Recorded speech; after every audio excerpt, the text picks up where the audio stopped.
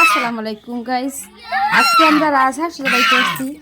আমাদের বাসায় ছিল অনেকগুলো রাজহাঁস। অনেকদিন থেকে হাঁসের মাংস ভুনা খাইতে ইচ্ছা করতেছে, তাই ভাবতেছি একটা রাজহাঁস জবাই করা দরকার। তো আজকে আমরা রাজহাঁসটা ধরলাম সবাই মিলে, সেই লাফালাফি করতেছিল, তিরিং বিরিং করে সবাই মিলে ধরলাম। ধরার পর সেটাকে নিয়ে একটু মজা করে ভিডিও করতেছি। ভিডিও করার পর হচ্ছে আমার বাবা নিয়ে আসার পর হচ্ছে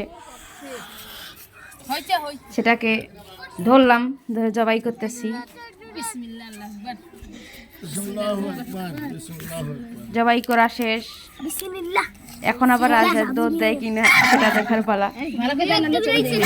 তো হচ্ছে দেখেন কেমন করে জবাই করতেছে। তারপর ছেড়ে দেওয়ার পর কি অবস্থা, রাজহাঁস তো আর নাই, দুধ দিয়ে চলে গেছে।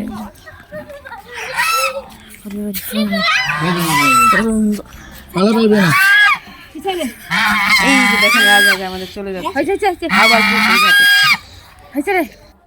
শেষে কি হয় দেখেন। এরপর হচ্ছে এই যে রাজহাঁসকে ক্লিন করার পালা। দুইজন বান্দি দাসী মিলে হচ্ছে রাজহাঁসটাকে ক্লিন করতেছি সুন্দর করে, যাতে করে কোনো কিছু না থাকে শরীরে, খাবার করতেছি।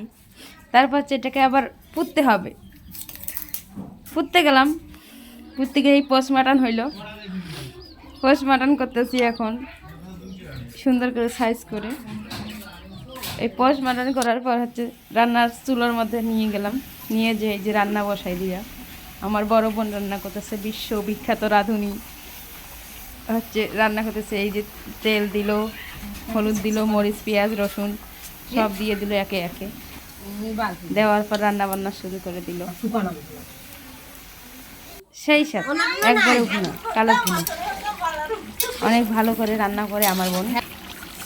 দেখেন কালারটা দেখেন একবার, জাস্ট অনেক সুন্দর।